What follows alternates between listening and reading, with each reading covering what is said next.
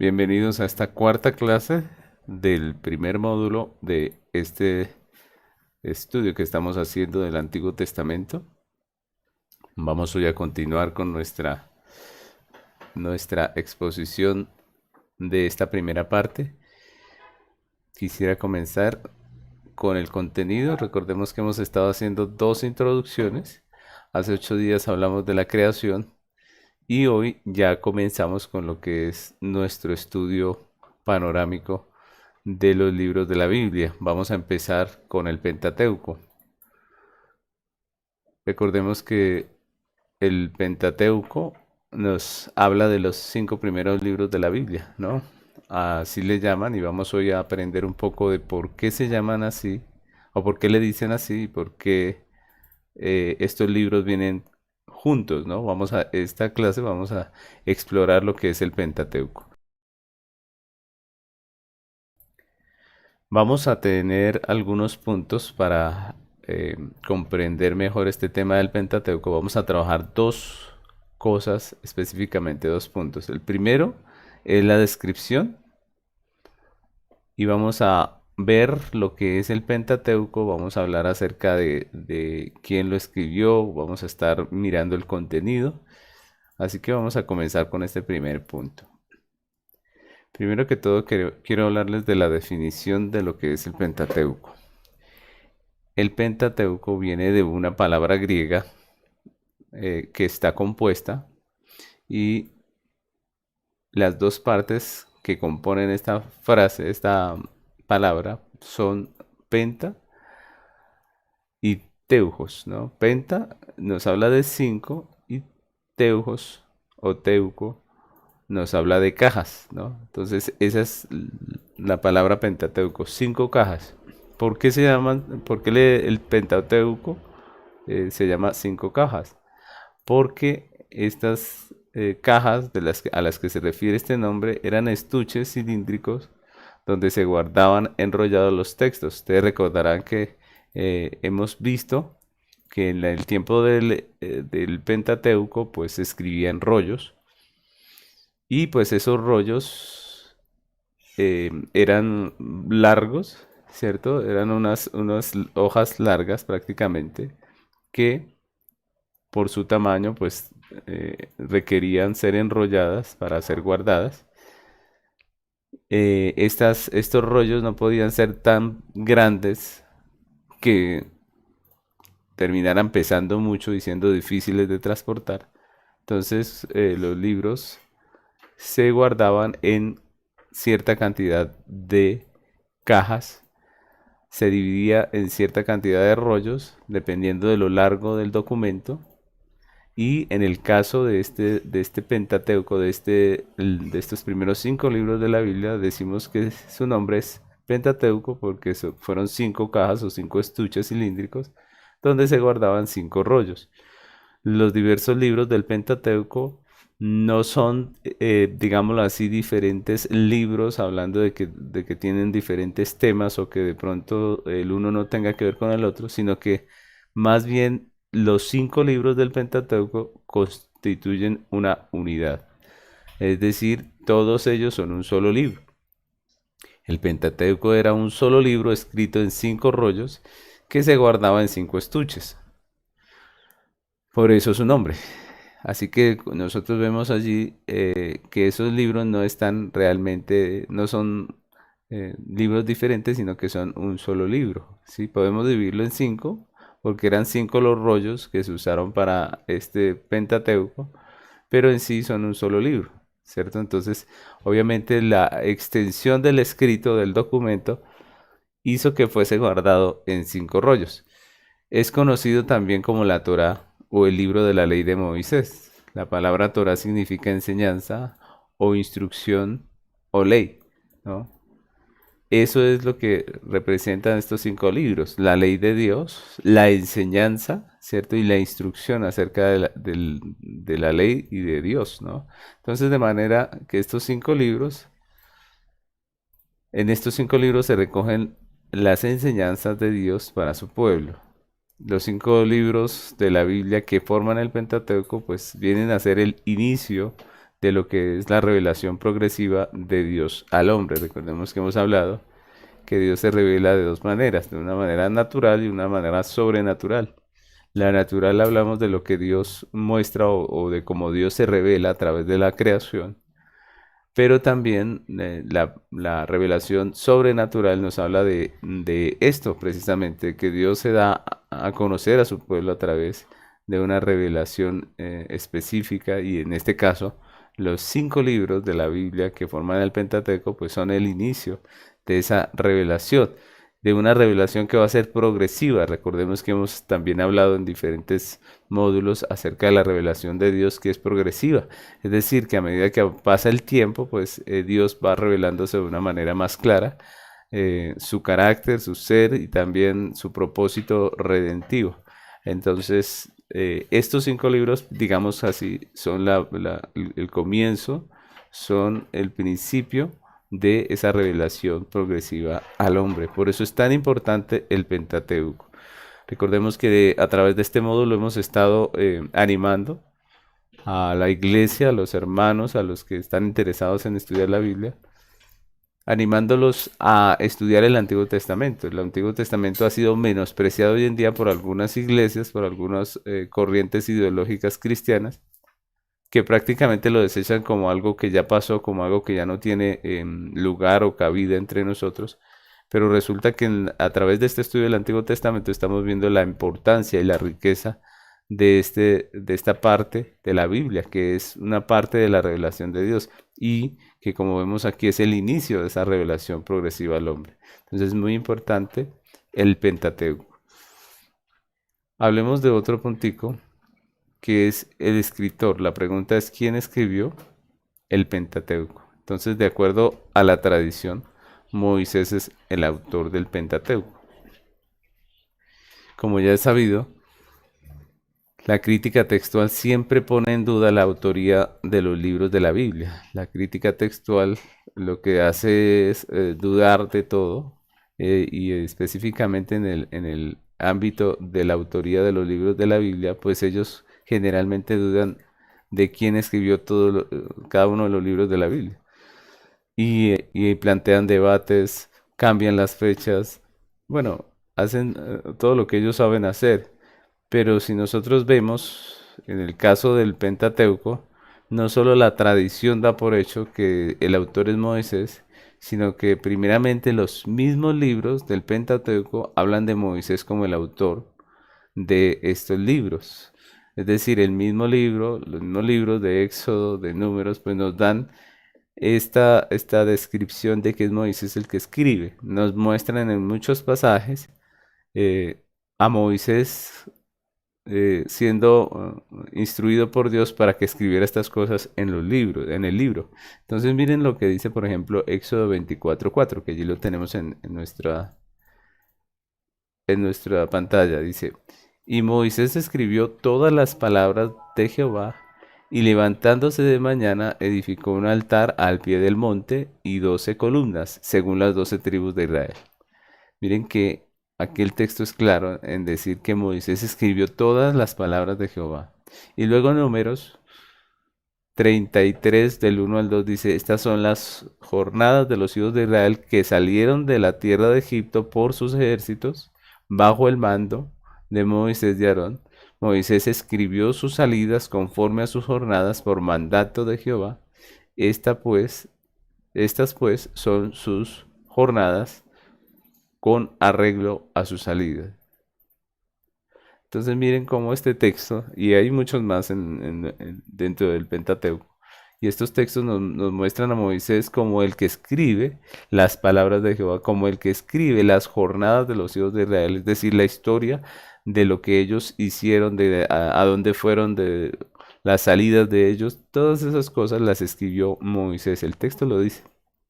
Entonces básicamente, aunque la crítica textual quiera, como siempre, levantar sospechas en cuanto a la autoría de los libros de la Biblia, pues nosotros creemos fielmente en la palabra de Dios, que es infalible y que nos da por autor a Moisés.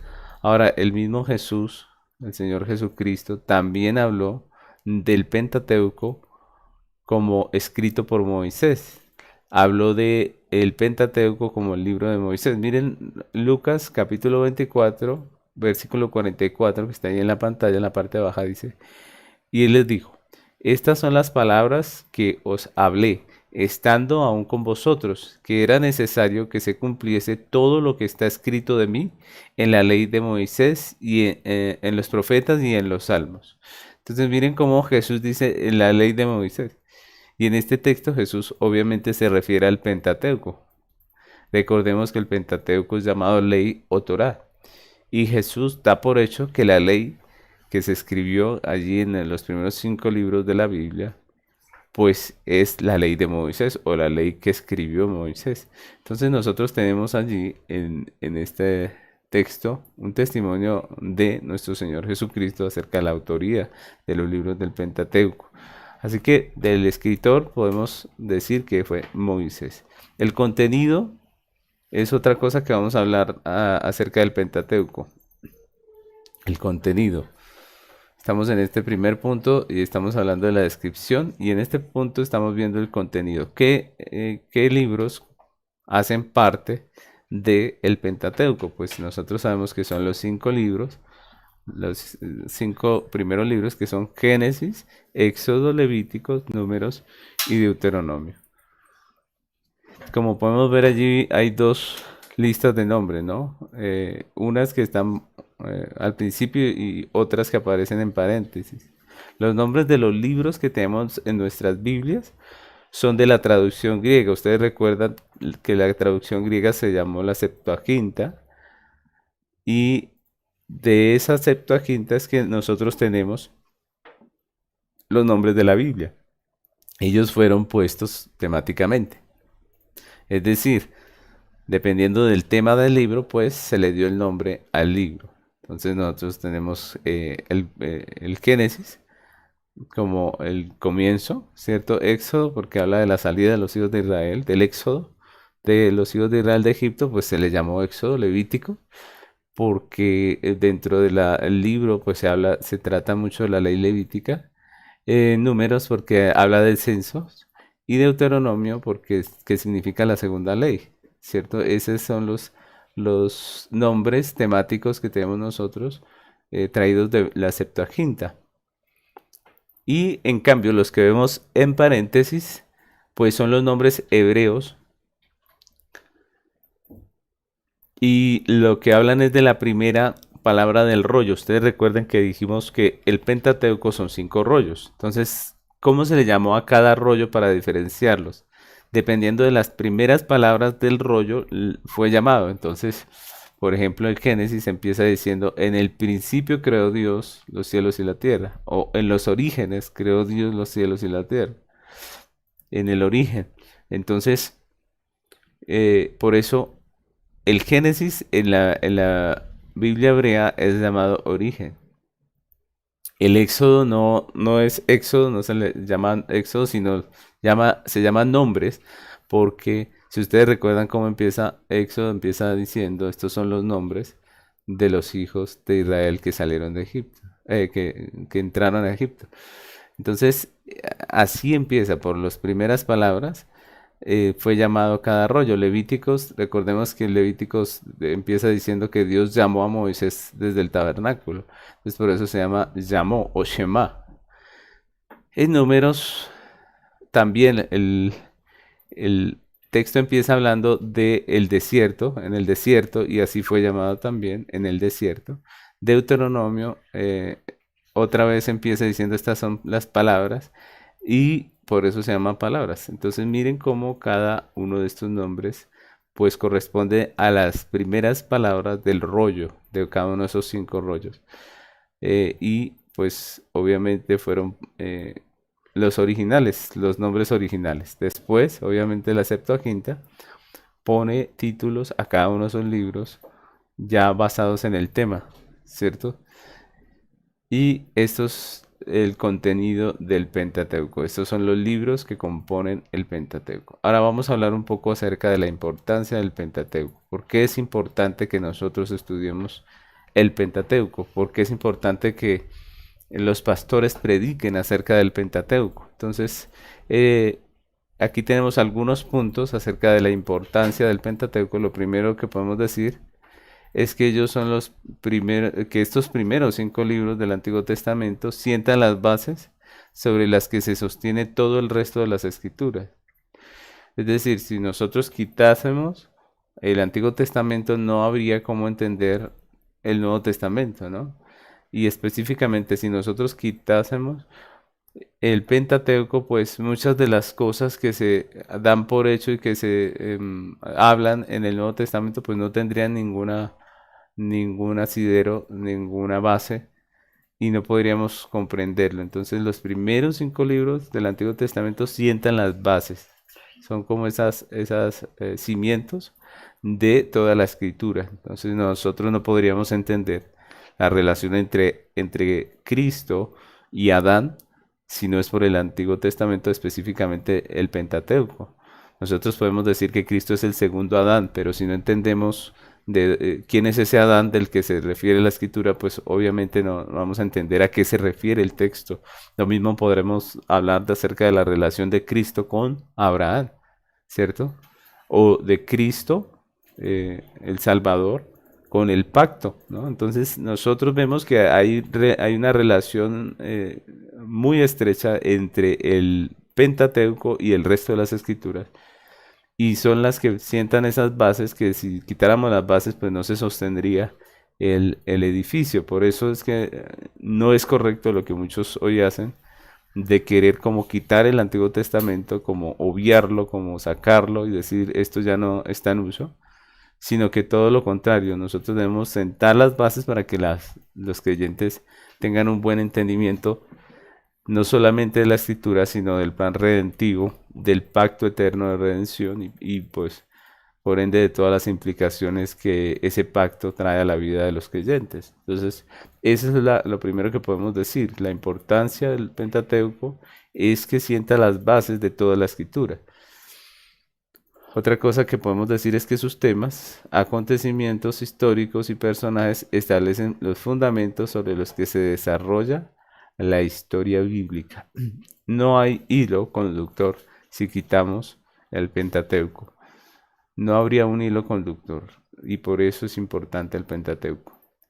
Lo tercero que podemos decir es que la estructura misma del Antiguo Testamento se sustenta en el Pentateuco y todo el pensamiento del Nuevo Testamento apenas resultaría comprensible sin el Pentateuco. Y aquí hablamos mucho más allá que de los personajes o de la historia y hablamos del pensamiento, ¿no? Del pensamiento que surge o que tenemos en el Nuevo Testamento. Tenemos un pensamiento del Nuevo Testamento porque hay una base en el Antiguo y específicamente en los libros del Pentateuco. Si nosotros quitásemos el Pentateuco o lo obviásemos, pues no tendríamos entendimiento del pensamiento redentivo que Dios expone desde Génesis y de todos los principios del Evangelio que podemos encontrar desde el Génesis y que vienen a ser la base para comprenderlo en el Nuevo Testamento. Entonces, y ese es uno de los errores que hoy en día cometen las iglesias, ¿no? O sea, cuando nosotros obviamos la historia del Antiguo Testamento y cuando obviamos todo lo que está en el Antiguo Testamento y la justicia de Dios, la santidad, las implicaciones de la muerte del Cordero, los diferentes principios que expone Dios a través del tabernáculo, a través de la ley en el Antiguo Testamento, en el Pentateuco, pues entonces estamos quitando gran parte del pensamiento que se trabaja en el Nuevo Testamento y de allí surgen muchas falsas doctrinas. Una de las razones por las cuales la iglesia falla muchas veces en su interpretación del Nuevo Testamento es porque no tiene en cuenta el Antiguo, porque no tiene en cuenta cómo empezó todo. Si no empezamos desde el principio, pues lo más seguro es que vamos a torcer el mensaje del libro en la segunda parte. Usted nada más imagínese que usted está leyendo un libro y empieza a leerlo desde la mitad hacia adelante. Obviamente va usted a obviar una gran cantidad de información y lo que va a terminar haciendo es dando una idea de lo que está leyendo que es totalmente diferente o contraria tal vez a lo que el texto está queriendo decir. Esto pasa con la Biblia. Hay personas que solamente quieren leer el Nuevo Testamento y estudiar el Nuevo Testamento y obviar la primera parte, obviar el Antiguo Testamento, obviar lo que es el Pentateuco, y por eso hay tanta mala interpretación. Por eso es que hoy en día muchos sacan doctrinas que son importantes del medio del Evangelio y básicamente trabajan un punto de vista que es totalmente sesgado, contrario a lo que Dios está queriendo revelar a través de todas las escrituras. Entonces, de ahí la importancia del Pentateuco, porque la estructura del Antiguo Testamento se sustenta en el Pentateuco y el pensamiento del Nuevo Testamento también se sustenta en el Pentateuco. Otra cosa que podemos decir es que desde un punto de vista histórico, el Pentateuco es muy importante porque nos presenta la historia de toda la especie humana desde la creación, aunque su enfoque se centra obviamente en el pueblo elegido por Dios. Recordemos que hemos hablado también acerca de esto, de cómo eh, el Pentateuco nos sirve como base histórica, ¿cierto? Para saber y entender la historia del hombre desde el principio. Esto recordemos que hablamos mucho en las semanas pasadas cuando hablamos acerca del creacionismo. Entonces, ese es un aspecto importante, el aspecto histórico del hombre, aunque obviamente eh, la palabra de Dios, la Biblia, y incluyendo el Pentateuco, pues se enfoca específicamente en el pueblo de Dios. También podremos decir que la enseñanza del Pentateuco es relevante para nosotros en la actualidad. Recordemos que los textos de la Biblia tienen una amplitud y una profundidad que nos permite aplicar sus enseñanzas a nuestra vida. Y eso es muy importante. Eso es algo que muchos hoy quieren obviar, pero es una realidad. Las enseñanzas del Antiguo Testamento, específicamente del Pentateuco, nos sirven mucho en la actualidad. Porque el Antiguo Testamento y hablando específicamente del Pentateuco, pues tienen esa amplitud y esa profundidad que nos permiten aplicar sus enseñanzas a nuestra vida, sin importar la época, la ubicación geográfica. El contenido del Pentateuco es un relato que trasciende el tiempo y el espacio, que sirve para todos hoy. Miren, miren nada más las leyes, ¿no? Si ustedes de pronto han averiguado un poco acerca del tema de la justicia en el mundo, muchos de los reglamentos de justicia para el mundo se extrajeron de la Biblia. Cuando una persona estudia leyes, pues parte de lo que estudia es el Antiguo Testamento y hablando específicamente del material del Pentateuco, donde nos hablan de la legislación. Miren cómo es de gran importancia el Pentateuco, incluso para ramas como la justicia. Nosotros tenemos en el Pentateuco un rico material que es palabra de Dios y que es una enseñanza relevante para todos nosotros hoy. Así que el Pentateuco y en general todo el Antiguo Testamento pues es muy importante. Se ha menospreciado, algunos han querido menospreciar la importancia del Antiguo Testamento, pero nosotros sabemos que es muy relevante para nosotros que estudiamos las Sagradas Escrituras. Ahora quiero pasar al segundo punto de nuestro estudio del día de hoy, que es el estudio panorámico de los libros de la Biblia. Vamos a empezar con el Pentateuco, ¿no? Entonces vamos a empezar hoy este estudio panorámico o esta panorámica de los libros del Pentateuco, de los libros de la Biblia, empezando por el Pentateuco. Entonces vamos a empezar con el libro de Génesis. Entonces del libro de Génesis vamos a hablar algunas cosas. Primero que todo, quisiera que resaltásemos un versículo. En todos los libros quiero dar como un versículo que es clave. En este caso, el versículo queremos resaltar es Génesis 3:15 que dice, y pondré enemistad entre ti y la mujer, y entre tu simiente y la simiente suya. Esta te herirá en la cabeza y tú le herirás en el calcañar. Miremos este versículo que quiero resaltar porque estos versículos que voy a estar resaltando en cada libro, pues nos hablan mucho del contenido del libro, ¿no? Si nosotros vemos ese solo versículo nos habla acerca de Dios como creador, pero también como legislador, pero también como juez, y nos habla del Dios como el Dios de gracia, ¿no? Porque podemos ver allí que esta es una expresión del Evangelio, podríamos decir una de las primeras expresiones del Evangelio dentro de las Escrituras, ¿no? Allí se está prometiendo que un descendiente de la mujer pisaría la cabeza de la simiente de la serpiente.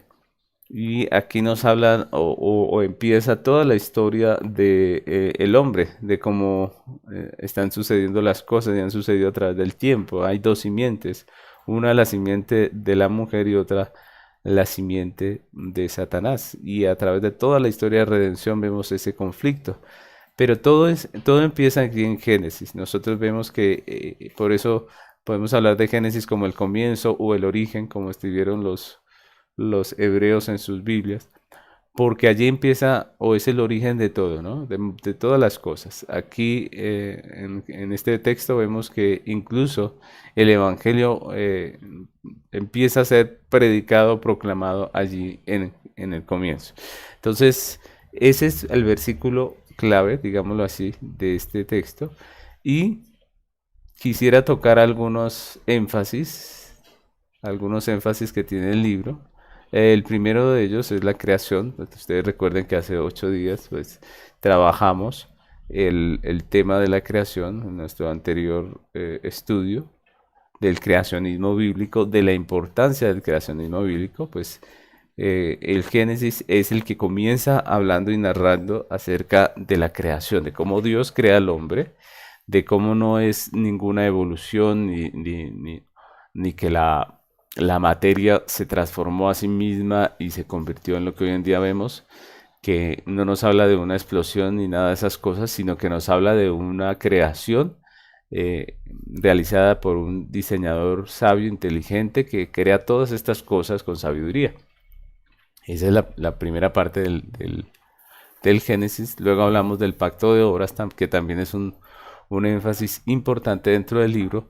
Recordemos que el pacto de obras es aquel pacto que hace Dios con Adán en el huerto, donde él le dice que si comía del árbol de la ciencia del bien y del mal, iba a morir. ¿Recuerdan? Prácticamente el pacto era que si él obedecía y no lo comía, pues iba a continuar con vida, pero si lo comía, pues iba a morir. Y este fue ese pacto que vemos allí en el Antiguo Testamento, que en teología lo conocemos como el pacto de obras, donde Dios propone este pacto a Adán en el huerto. Luego del pacto de obras vemos el pecado, ¿no? Recordemos que Adán y Eva no guardaron el mandato de Dios, ellos escucharon a la serpiente y terminaron comiendo del fruto que Dios había prohibido. Entonces allí viene el pecado, vemos a Dios confrontando al hombre, porque Dios como el juez, como el Señor, el Rey, pues Él confronta al hombre con su realidad y vemos el castigo que trae el pecado, ¿cierto? Recordemos que el Señor dentro de ese texto nos habla acerca de un castigo que va a venir sobre el hombre, sobre la mujer, pero también sobre la serpiente. Vemos después la promesa redentiva que está aquí en este texto que acabamos de leer de Génesis 3:15, donde Dios promete una simiente de Eva que pisará la cabeza de la serpiente o de la simiente de la serpiente. Y allí vemos la promesa redentiva, como desde el principio, desde Génesis, ya hay una promesa de redención, ya hay una promesa de un redentor. Luego vemos los fundamentos de la redención aquí en el Génesis. Vemos todo el fundamento de la redención, tanto la santidad de Dios, la justicia de Dios, el pecado del hombre, su rebeldía, su rebelión, pero también la gracia de Dios, esa gracia, ese don de su gracia, y vemos también la promesa que da Dios acerca del Redentor y de cómo Él restaurará al hombre a través de su evangelio. Entonces vemos los fundamentos de la redención. Luego vemos el pacto de Dios con Abraham. Si ustedes recuerdan, lo que sigue en Génesis es eso, ¿no? El pacto de Dios con Abraham, de cómo Dios escoge a Abraham por pura gracia. Dice la Biblia que Abraham era como cualquiera de los otros hombres. Y Dios, sin embargo, lo que hace es llamarlo, lo que hace es darle una promesa, lo que hace es llamarlo también a la santificación y vemos todo ese pacto de Dios con Abraham y no solo con Abraham, sino con sus descendientes, ¿no? Vemos allí la vida de los patriarcas Abraham, Isaac y Jacob, como Dios, después de haber dado la promesa a Abraham, pues él ratifica esa promesa en sus hijos y vemos después, por último, vemos a Dios y su pueblo elegido. Dios elige un pueblo que viene a ser los descendientes de Abraham y con ese pueblo Él promete que serían benditas todas las familias de la tierra en la simiente de Abraham. Entonces, eso es básicamente el Génesis, de esto nos habla Génesis. La mayor parte del texto de Génesis, pues vemos lo que es la historia de Abraham, Isaac y Jacob, es lo que vemos allí. Y de esa manera termina el Génesis hablándonos de José, ¿recuerdan? Cuando José es vendido como esclavo en Egipto y finalmente como a través de él Dios preserva la vida a los descendientes de Abraham, a los patriarcas y a los hijos de Israel. Con eso termina el Génesis. Luego vamos a mirar el Éxodo, ¿no? Es el siguiente libro que aparece allí dentro del Pentateuco y el Éxodo, pues como su nombre lo indica, pues nos habla acerca de la salida de los hijos de Israel de Egipto. Recordemos que en el Génesis terminamos en que en la historia José lleva a sus hermanos y al pueblo de Israel, pues que todavía no era llamado el pueblo de Israel, simplemente a los descendientes de Abraham, de Isaac y de Jacob, a todo el pueblo, lo lleva a vivir en Egipto en medio de una gran hambre, de un gran hambre que hay sobre la tierra. Entonces, Dios preserva la vida de ese pueblo a través de José. Pues en Éxodo pues comienza contándonos cómo ese pueblo que está allí viviendo en Egipto es afligido a través del rey de Egipto. Recordemos que pasaron algunas generaciones y el nuevo rey de Egipto pues no tenía el mismo afecto por los familiares de José y lo que termina haciendo es afligiendo al pueblo.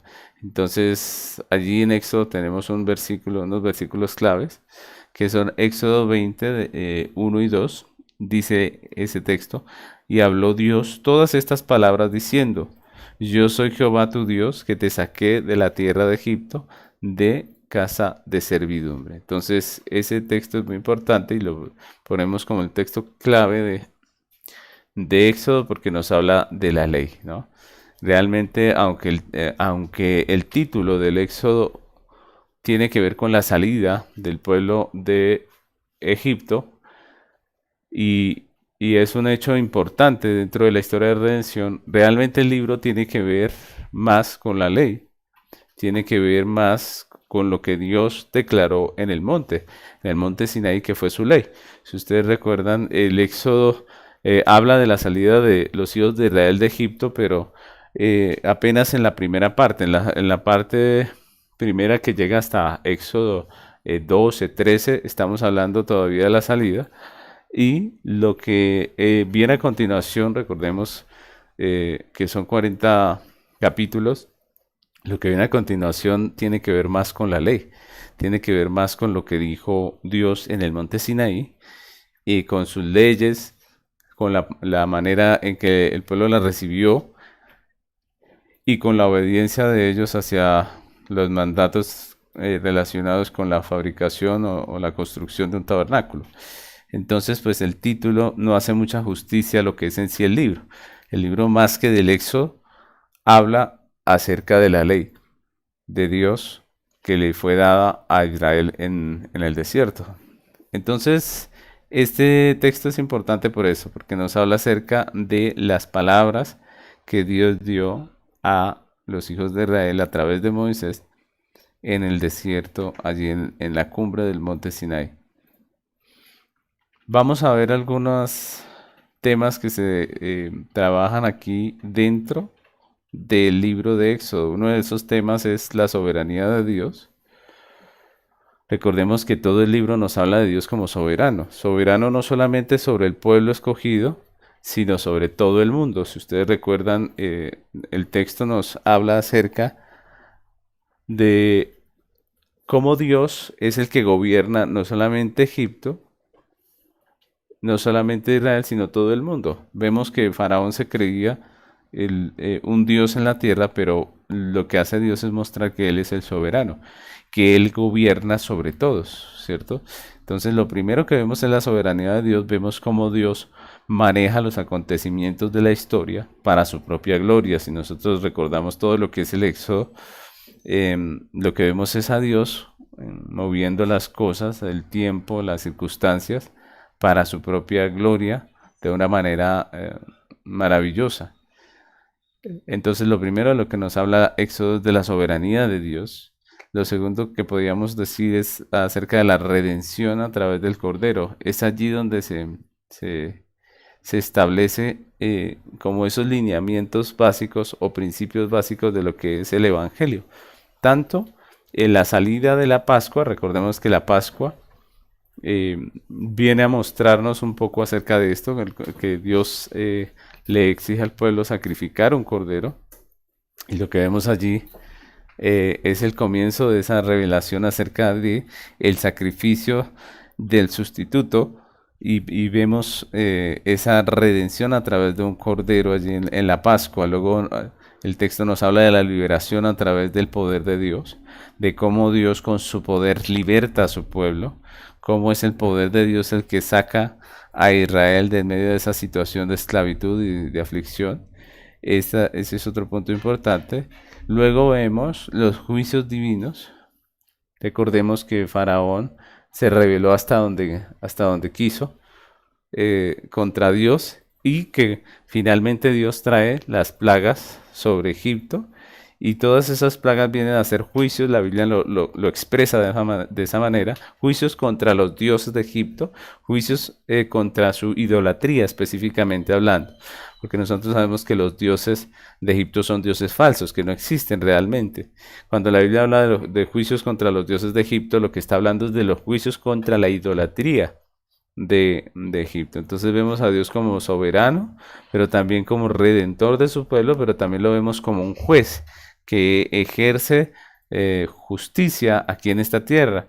Y eso nos habla no solamente de los acontecimientos del Éxodo, sino de la realidad del mundo, ¿no? Nosotros vemos tantas situaciones en este mundo, tantas aflicciones, muchas veces pestes, muchas veces vemos guerras, y vemos una cantidad de cosas que finalmente podemos decir que Dios está controlando, y que Dios está controlando sabiamente, pero también justamente, ¿no? Nosotros fácilmente, el hombre dice que si Dios existiera, pues no habría tanta aflicción en la tierra, pero resulta que eso no es así, ¿no? Porque realmente la Biblia nos muestra que Dios como juez castiga, que Dios como juez llama la atención de los hombres con su justicia. Y aquí vemos parte de esa realidad. Dios ejecuta unos juicios contra los egipcios y saca a los hijos de Israel con bendición. Recordemos que incluso Dios prácticamente les devuelve todo aquello que Faraón no les quiso pagar en todos esos años de trabajo, y el pueblo de Israel sale incluso con gran riqueza. Entonces vemos ese punto de los juicios de Dios. Luego vemos la ley como manifestación de la santidad y la justicia de Dios. vemos cómo Dios manifiesta su justicia y su santidad a través de los mandamientos. Recordemos que todo el Éxodo, todos esos mandamientos que encontramos en el Éxodo reflejan precisamente eso, reflejan la justicia y la santidad de Dios. Y nosotros podemos ver en los diferentes mandamientos que encontramos allí en el texto, pues cómo es Dios y de qué manera Dios legisla, ¿no? Porque hoy en día las legislaciones en las naciones muchas veces tienden a ser más humanistas, no bíblicas, no, no conforme a lo que Dios ha establecido, sino muy humanistas.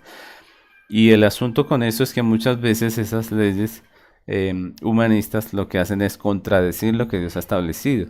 Entonces aquí en el Éxodo podemos encontrar la ley de Dios y podemos ver nosotros aspectos del carácter santo y justo de Dios en la ley. Recordemos que el Éxodo no nos habla solamente de los 10 mandamientos. El Éxodo nos da otras leyes con respecto a la situación social, civil del pueblo de Israel, y ahí las podemos encontrar en el Éxodo. Entonces la ley viene a ser una manifestación de la santidad y la justicia de Dios, y podemos ver a través de ella aspectos del carácter de nuestro Dios.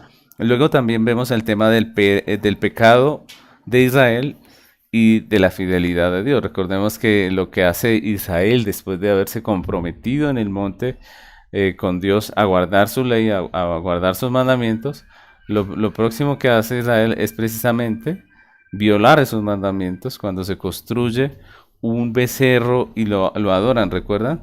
El becerro de oro que termina fabricando Aarón y por el cual Dios desata su ira y su juicio sobre Israel. Pero también vemos la fidelidad de Dios, que no solamente los castiga, sino que también les restaura, y Él termina renovando su pacto con el pueblo de los hijos de Israel. Luego vemos el tema del tabernáculo y en él podemos encontrar los fundamentos del Evangelio. Ustedes recuerden que el tabernáculo es prácticamente una expresión de lo que es el Evangelio. Allí encontramos las bases de lo que es el Evangelio, o más bien los principios fundamentales del Evangelio, que sostienen el Evangelio, que son la justicia y la santidad de Dios, reflejadas en su ley, pero también el tema de la gracia, de la redención, del sustituto, el tema del sacerdocio, del mediador. Todos esos temas los encontramos dentro de lo que es el tabernáculo. Y por eso ese estudio es fascinante, es hermoso, el estudio del Éxodo, porque sienta esas bases fundamentales del Evangelio y que nos dan un entendimiento y una claridad maravillosa al momento de estudiar el Nuevo Testamento. Eso es en cuanto al Éxodo. Vamos a pasar al siguiente libro, que es Levíticos. Y de Levíticos, pues hay también un texto que es muy importante, que es Levíticos 11:45.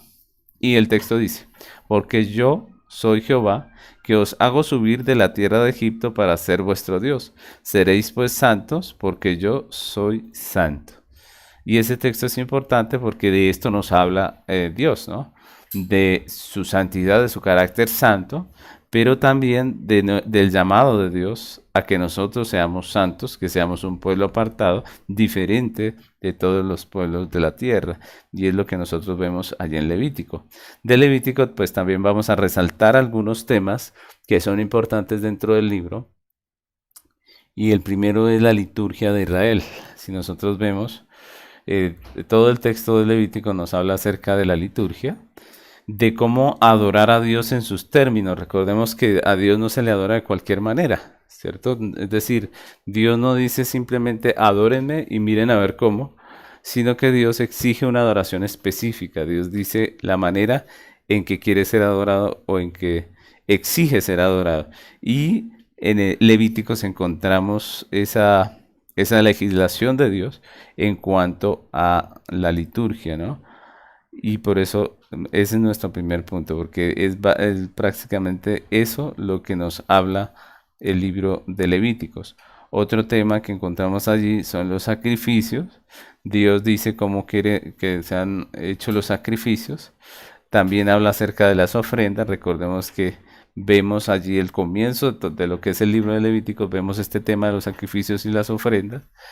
Luego también Levítico nos habla de los oficiales. Recordemos que en todo el tiempo de la historia de redención ha habido una iglesia y ha habido unos oficiales dentro de la iglesia. Y el libro de Levítico pues nos habla acerca de los oficiales del Antiguo Testamento que vienen a ser los sacerdotes. Nos habla de la ordenación sacerdotal, nos habla de las responsabilidades sacerdotales y por eso ese también es un tema importante dentro de nuestro libro de Levíticos. Otro tema que trabaja mucho el libro de Levíticos es la diferencia entre lo santo y lo profano. Dios hace una diferencia entre lo santo y lo profano. Y es muy importante, mis hermanos, porque esto es algo que pasa y que tiene relevancia a través de toda la historia, ¿no? El asunto es que Dios es el que establece lo que es santo y lo que es profano. El asunto es que la moral es absoluta y viene de parte de Dios, ¿no?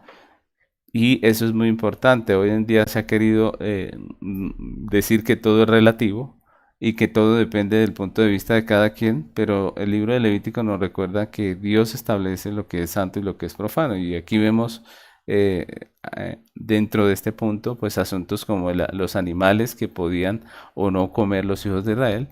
Vemos acerca del tema del parto, que tiene que ver con la inmundicia de la mujer cuando tiene el bebé, que tiene que ver mucho con la situación también de salud, con el proteger el pueblo de contaminación y enfermedades.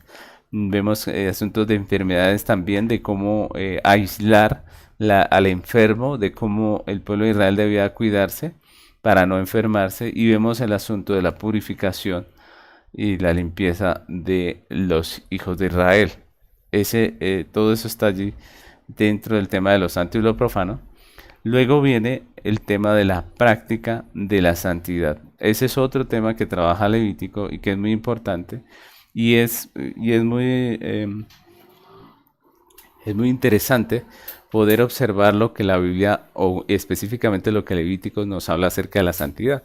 Porque algunos piensan que la santidad tiene que ver con la manera en que nosotros oramos o tiene que ver con la cantidad de Biblia que leemos o cosas así. Y resulta que la santidad tiene una expresión muy interesante dentro del libro de Levítico porque nos habla de toda la vida del hombre. La santidad incluye todos los aspectos de la vida del hombre y eso es importante porque esa es la realidad. Es decir, muchos hoy en día piensan que ser santo es ir a una iglesia y es leer la Biblia y es orar, pero en temas de negocios pues son corruptos, en temas de las relaciones familiares pues no actúan como creyentes y eso viene a ser una doble moral, viene a ser una hipocresía, porque la verdadera práctica de la santidad es como nos la dibuja Levíticos, es integral, tiene que ver con todos los aspectos de la vida. En esto de la práctica de la santidad en Levíticos encontramos aspectos de alimentación, de sexualidad, de amor al prójimo, de justicia.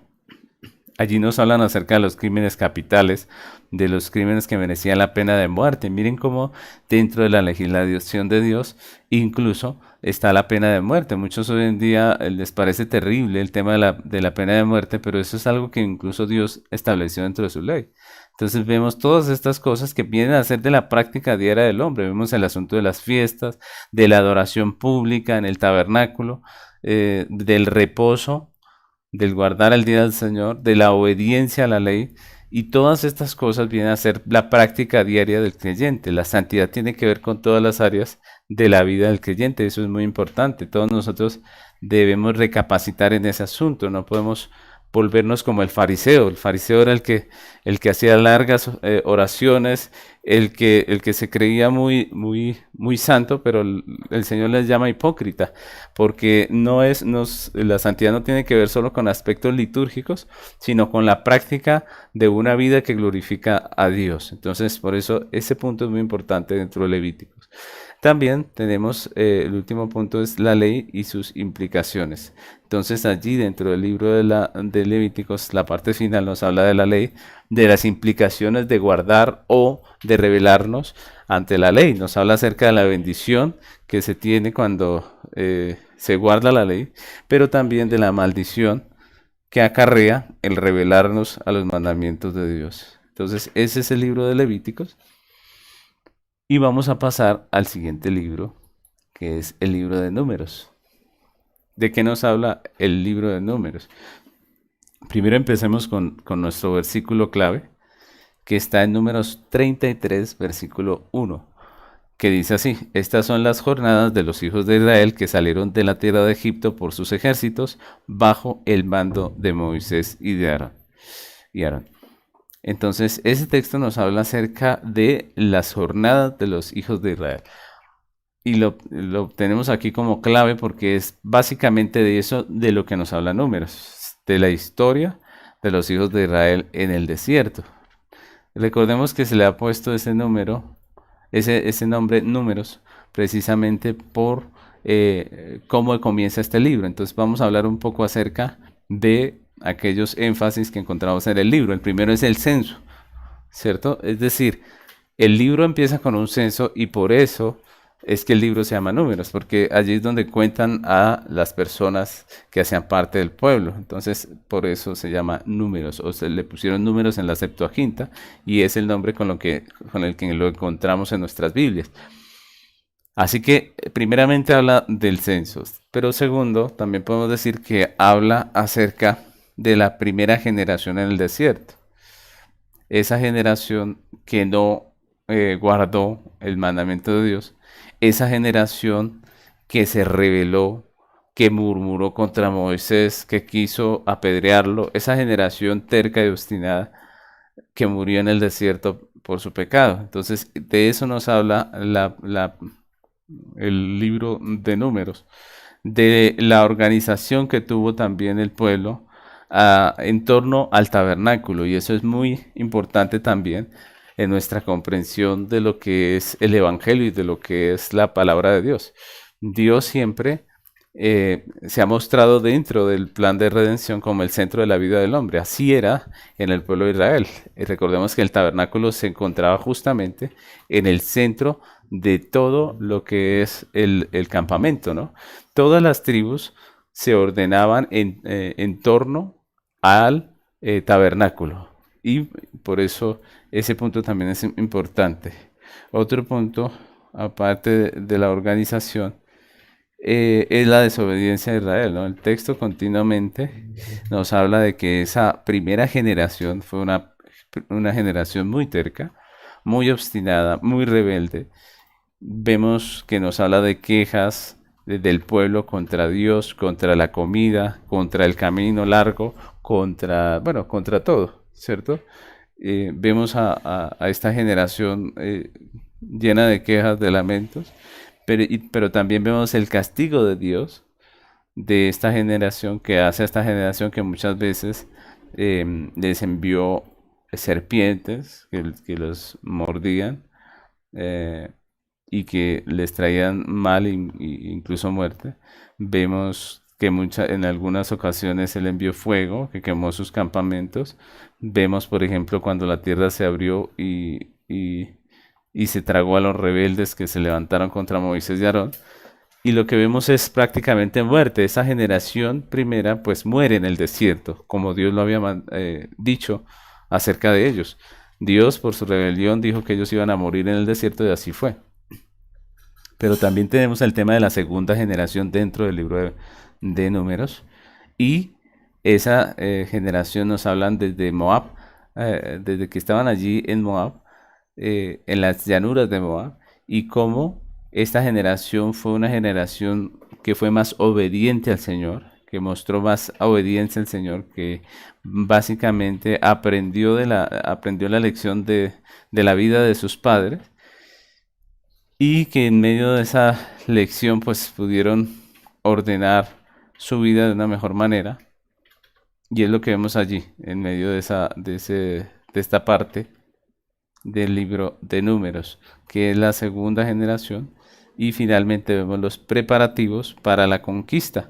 Entonces ya nos hablan acerca de esta nueva generación, después de muchos años obviamente, acercándose allí a la tierra de Canaán. Recordemos que ellos iban a conquistar a Canaán y de cómo ellos se preparan para la conquista. Esa es la parte final prácticamente del libro de Números y terminamos con el libro de Deuteronomio. El libro de Deuteronomio, pues podemos decir que el texto clave es Deuteronomio 10:12 y lo que leemos allí es lo siguiente, dice, ahora pues Israel, ¿qué pide Jehová tu Dios de ti?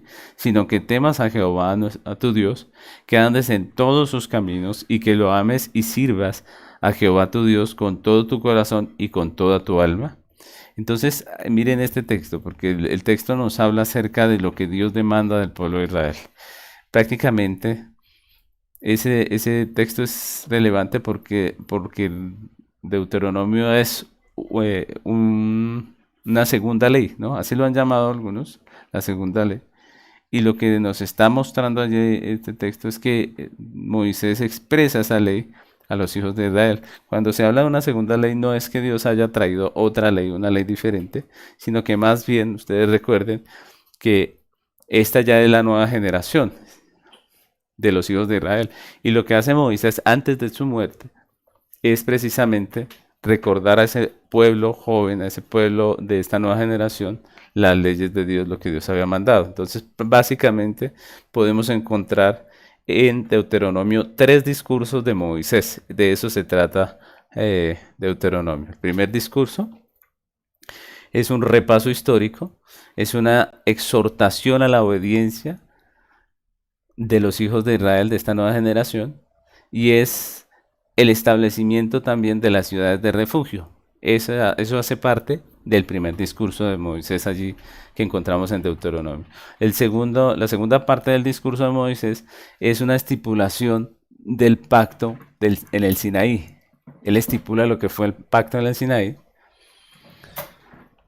Él habla de leyes contra la idolatría, habla del temor de Dios, da instrucciones para la adoración, para el liderazgo, para el orden social, para la economía, habla de los diezmos, de las primicias, habla también de las bendiciones que trae la obediencia y también de las maldiciones que trae el violar el pacto. Y básicamente ese es el segundo discurso de Moisés, unas estipulaciones del pacto en el Sinaí. Lo siguiente que vemos es el tercer discurso de Moisés y este tiene que ver con el pacto para la nueva generación, ¿no? Ese es básicamente el tercer discurso de Moisés y finaliza Deuteronomio hablándonos acerca del cambio de liderazgo. Recordemos que ahora ya no iba a estar Moisés sino Josué al mando, también de la lectura de la ley que hace Moisés, del cántico de Moisés. Ustedes recuerdan que ese cántico es un testimonio prácticamente que Dios le manda a levantar en cántico a Moisés de la justicia de Dios, pero también del pecado del pueblo de Israel. Y finalmente nos habla acerca de la muerte de Moisés. Ese es básicamente lo que es el libro de Deuteronomio. Entonces miremos cómo a través de este pequeño estudio que hemos hecho el día de hoy, pues hemos visto estos 5 libros, hemos hablado de los 5 primeros libros de la Biblia, de su autor que es Moisés, y de cómo cada uno de estos libros nos narra la historia del comienzo del pueblo de Israel y nos muestra cómo Dios les da leyes y prácticamente los está formando como una nación. Entonces, de hoy en 8 días, si Dios nos lo permite, pues continuaremos con nuestro estudio en la próxima clase, hablando de los siguientes libros de la Biblia en este estudio panorámico que estamos haciendo del Antiguo Testamento. Dios les bendiga.